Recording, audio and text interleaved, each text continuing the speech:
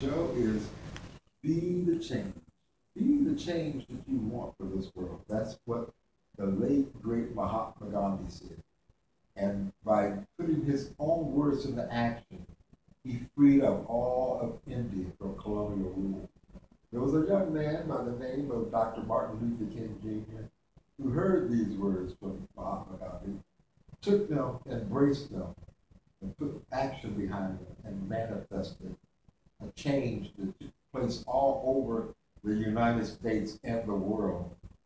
You know, giving Dr. King the Peace Prize, the Nobel Peace Prize, and catapulted him into all of history for all time to come. So I am telling you that you have the power to make it happen. My goal and job here is to bring you people who are making it happen and who have made it happen. And to that end, I want to introduce you to Mr. Philip Hall, one of the great musicians, one of the folks that we enjoy. People my age and people your age, no matter how old you are. If you're old, I know you've enjoyed him. If you're young, you have been influenced by him and folks like him, even though you didn't know. Many of you, have maybe you've heard of King's Records and the great role that King's Records played in putting forth music, rock and roll, a whole new genre, a whole new change. Well, Mr. Philip Paul is one of the spearheads in this and going to tell us part of his story. We don't have all the years that we would want to hear it, but we have a half an hour now. So, Mr. Paul, thank you so much. Thank you. Thank you. My pleasure, my pleasure. First of all, I just want you to, if you would, tell us about yourself, you know, because I want to hear your story about you and not some other people's story about you. So, you know, and of course, you know, your connection with King's Records and your connection with music now and what you're doing and what's going on, even in our community in Evanston right now. And with Xavier trying to put forth and bring real recognition to what King's Records did for the world and for Cincinnati. So you've got the floor, sir. So just kind of start off with who you are and, you know, Yes, what your goals are. I'll be quiet. thank you very much. My name is Philip Paul. It's spelled with one L. I like to make that plain because the complexity of security in the world today, I believe that I should tell everyone that my name is spelled Philip, Philip Paul. And I've been around Cincinnati quite a while, but I'm originally from New York. And I go way back to the 50s. And I'm a musician. And it's a long story to how I got here. I'm going to try to tell you about some of that today. I was This is your camera right here. So if you want to just look at it, you need to look at me or just look at that camera here. uh, I was born in New York City, and I'm my father was a West Indian man. My mother was Puerto Rican, and they migrated to New York, and I was the firstborn. Wow. Uh, my father, I don't know if you have any knowledge of West Indian people, but my father was very, very strict in his upbringing.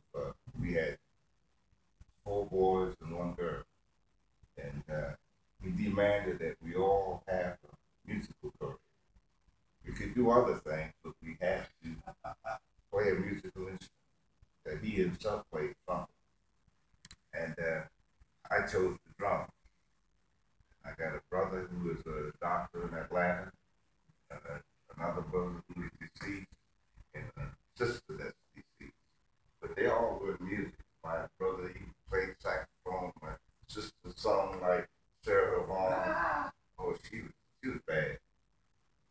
Anyway, how I got to play drums, I used to bang on the table with spoons and forks like most teenagers do. And my father noticed this, and being a musician himself, he thought I had good rhythm. So he approached me and asked me, he said, you sound like you have some pretty good rhythm. I'm going to get you He didn't ask me. He said, I'm going to get you a set of drums, and we'll see how far you go. All right, I went pretty far, and I wound up playing professional. I had, I had a lot of help. My uncle was a professional drummer, and he gave me a couple lessons to get started. Anyway, I wound up playing at the Savoy Ball in New York. I was working with a big band, Buddy Johnson, and Tiny Bradshaw was the small band. They had two bands, and we would alternate. And Tiny Bradshaw approached me one night and said, "My drummer's leaving, and I would like for you to join my band. You have to come to Cincinnati." So at that point, I had heard nothing. I didn't know what Cincinnati was. Just a word. I went home and told my parents, and my mother said, "Cincinnati, they have sidewalks down there." My father said, "They have running water down there in Cincinnati. Is that a city?" You know. And I had to get his permission. They allowed me to come down here. I joined Tiny Bradshaw. Tiny Bradshaw was under contract to King Records. That's how my career began. Wow, that's exciting. How old were you at this time? About 24. Oh my And believe it or not, it didn't throw me for a loop. You know, first time I've been on a Greyhound bus. Uh, First time I'd been away from home. But I came down to Cincinnati and joined Tiny Bradshaw, the famous Cotton Club. And all the bands came through there. Duke Ellington came through there, Louis Armstrong, Cab Calloway, everybody came. That's when Cincinnati, the mecca of the music world. And see, people don't know that. People don't realize how, because I remember talking to some folks, and they were telling me about the rail. About standing on the rail. Basically it was a real rail, it was a bar rail, but it was the place where the musicians came, tried out, auditioned, and that this place was jumping all the time. And I know that Cincinnati was a hub for opportunities for black musicians in particular, and also served as a way of bringing blacks and whites together, because that was a time when segregation was really, really strong. I have a lot to tell you about that. I hope we can get to that. Oh no, we'll do it now if you want to. I mean, like I said, I want to pick your brain as much as I can, and let you tell your story as you want to tell it. And this is not our only opportunity. We've got through the rest of eternity to tell as many of those stories that you want told. I can make that happen as long as I'm here, and as long as Cable's here, City Cable's here, and as long as the Job Corps is here to give us, help, we will tell your story. So, do you want to move to that right now, because that's so important? Especially both of us are black men, and we are children. And you got me about 3 years, but I've got these young kids